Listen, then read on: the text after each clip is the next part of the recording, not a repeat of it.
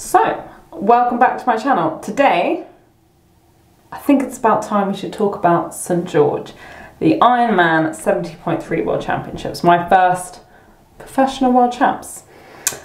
I have given it a bit of time. I was always told you should always give time between talking about something that you're disappointed about or frustrated about to make sure you're not too emotional. So I feel like a week, a bit more than a week, has allowed for a bit more rationality, a bit more processing from my side, and hopefully I can give you guys an honest, relaxed, not too emotional report of what happened.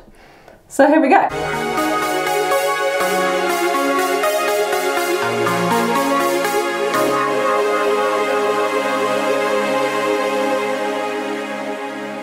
As you guys know, I put a lot into this preparation. I wanted my best race this season, and it was very realistic to want that and be able to achieve that. So I really did try and dot every I and cross every T. Turns out I obviously didn't do it that well. Starting at the beginning, I think the main thing to know is it was super fun. Do I not swear? Probably beat that one out. But anyway, it was cold. And I know I said cold in Dresden. This is new level of cold. This was like, Dresden's cold, right? This was cold. Down here cold. Cold. Really cold. Again, I prepared for a hot race. And I also looked at the weather. I was tracking the weather throughout the week, and I was tracking the weather on different points of the course of what the temperature was. And I did know that I should put a long sleeve on. It was going to be 2 degrees in the canyon. It was 2 degrees when we started, feel of like 0. We were in the shade for the first half of the course. As I said, I knew exactly what I needed to wear, and I was questioning it all the time, but I did know that I needed to put my perfetto on, gloves, toe covers, and end of the day, ride harder to warm up. I decided I wasn't going to do a swim warm up. Like, I've had some really good swims off not a swim warm up, so I wasn't worried about that. Did my band work, did get my heart rating going a bit. And then as we were cooled down, like some people did do a swim warm up, I said I didn't. I think it was 50-50 who did. And then we're off. The start, awful. I put myself in a really good position on the line. If I had had a good breakout speed, which sometimes I do. This time, sometimes I don't. This time I didn't. Just got swam over, whacked in the head, drank about half the lake of water. Was like, why do we do this sport? And then was like, no, it's really life, I'll keep going. And I was I got onto the feet, once everything sort of, first few boys, chaotic. Once everything slightly calmed down a bit, I was on the feet of the main chase pack, I think it was, or the second chase pack. It was, and there was a few people in there who, like, I could see their hats and I knew that was the right place for me. And I was on their feet though, which I feel like I should have been more in it, which I should have probably with a better start. And my swim ability, it's not great, but it's better than it was on the day. I should have been in the middle. Anyway, I was holding on to feet, doing that way, went around the 2 boys, sort of messed up one boy, thought I'd lost the group, and actually ended up back on the group after the boy. So that was good. And then the second boy, same thing happened again. I got a bit of space. Again, not the best technical around the boy. And lost a bit of space, but then was trying to get back onto it. Anyway, we've gone about 200 meters, and I realised I was like, actually, you need to now do like a real proper surge to stay on their feet. And there was this girl coming up beside me. So I went to surge, and as I was surging, like, to me, it's like, what, 5 to 10 strokes max. You pretty much do usually get back on their feet. And again, it's your ticket to a better swim. It's just to be on their feet. As I was accelerating, this girl was like pushing me out. Like, I was trying to swim like this. Here's the boys, the sighting boys, the group. And I was trying to this, and she was just pushing me right out. And I'd done about 20 max strokes, and I wasn't getting anywhere. Like, as I said, like, she was almost like stopping me from going forward. It was really weird. Like, I don't think she was blocking me at all. It would be weird for her to do that, because it would be a benefit for me and her to both get onto that back. Anyway, at that point, I just rolled over and got onto the other side of her and said, fine, you can do the work. Because I was maxing myself out for literally nothing. And usually I go forward when I do that. So I decided to swim on her feet for a bit and be like, right, just minimize the damage from this point. Was that the right decision? I don't think I could have got round her and then back on. I would have lost way too much space.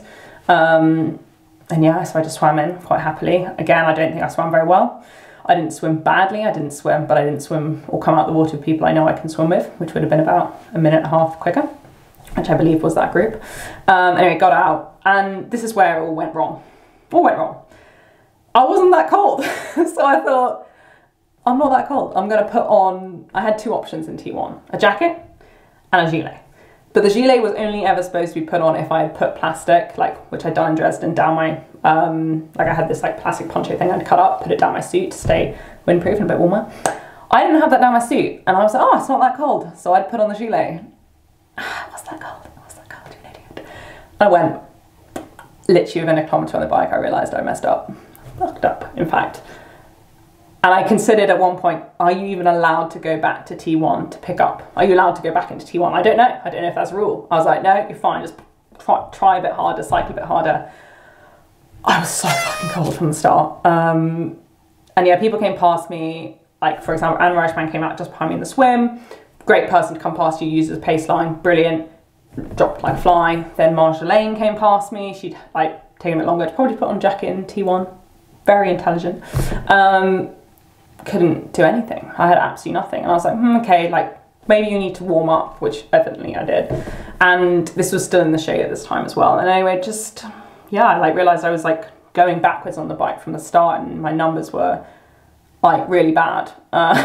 Even for me on a bad day on the bike, and even worse than actually Zelam's A numbers at the beginning. So, but I was like, right, just suck it up and just hopefully you'll get better. There's a few inclines to try and push up. And yeah, I was so cold. I've never shivered and cycled at the same time, if that makes sense. Wouldn't recommend. Yeah, and there were so many points I nearly pulled out in that first, especially the first 45 minutes. There was an ambulance at 27 minutes, I remember it so clearly, and I was literally like shivering, making noises, not really being able to pedal because my legs were going like this. And I suddenly stopped the ambulance to get a fall blanket, and I was like, no, if you stop, you're never going to keep going. And then at one point, the next ambulance, I was like, right, you're stopping. This is just ridiculous, so stupid. But I actually couldn't brake, so I decided I might as well keep cycling. And then it got to the point where I somewhat stopped shivering in about 90 minutes. And it was starting to get more in the sun. And I was like, you know what? As long as you don't get worse, you got to fucking try and finish this. This is the World Championships. And then we got to this like turnaround point before Snow Canyon. There's like 3 roundabouts in a row. So the main roundabout, the over roundabout, the turn roundabout, and you go back. Right?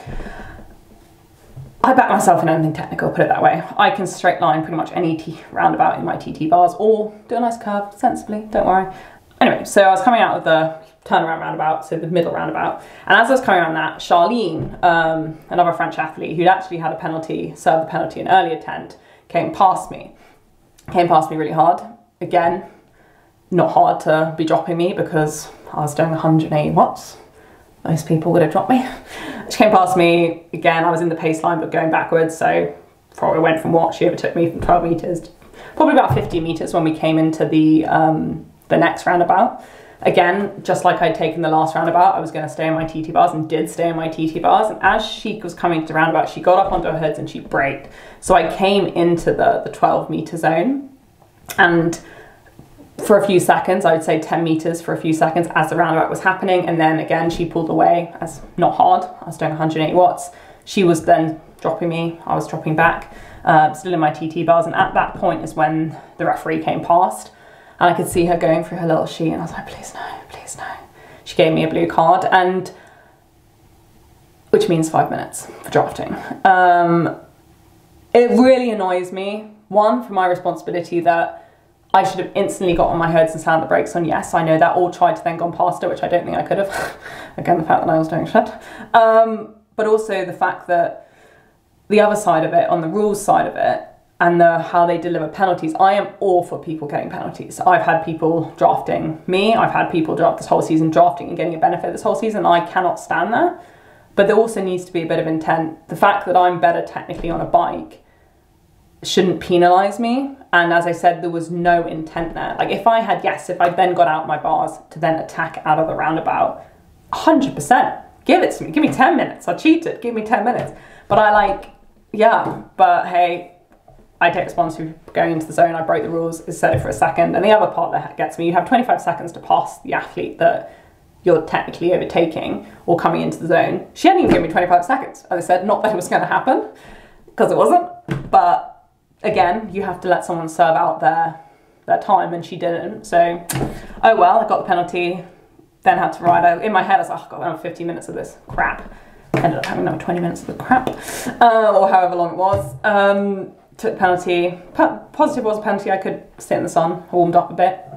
And it was at that point, I got off the bike really cross, really pissed, knowing, one, I'd cycled exceedingly badly. Like my MP, I think, was 184. I put everything on the screen. Of course you can't do that at World Champs. Of course you're going to go backwards. I was probably about 15 minutes slower on the bike than I should have been without penalty, 10 to 15, and then I had a penalty, so you got 20 minutes slower. It's a lot.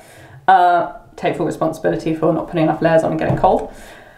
But yeah, it was a bit disappointing. Anyway, coming out the run, I was really pissed off, as you can imagine, knowing that I was having a shit day, and it was shit. Nearly cried multiple times on the bike. And then I was like, you know what, you're at the World Championships, you've worked, you've been in this sport for 10 years, and you've had you could have given up multiple times over this 10 years because it hasn't been easy. No one has it easy. We all have our own battles. We all have our physical and mental own battles. And I decided, you know what, I'm going to enjoy this bit. I love running. I've always been a runner. Yes, you know my struggles I've had this year running off the bike and not running close to my potential, I believe.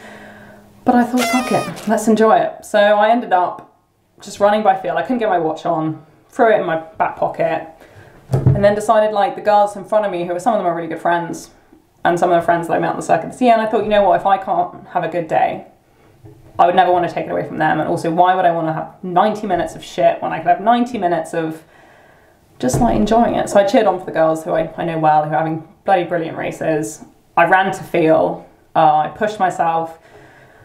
I didn't think I sacrificed myself, let's not lie, but I pushed hard, and like on the descents I really enjoyed it, took in the crowd, laughed at the crowd. They had some great, people had some great jokes. And I just really enjoyed it. Obviously super disappointed, got to the end.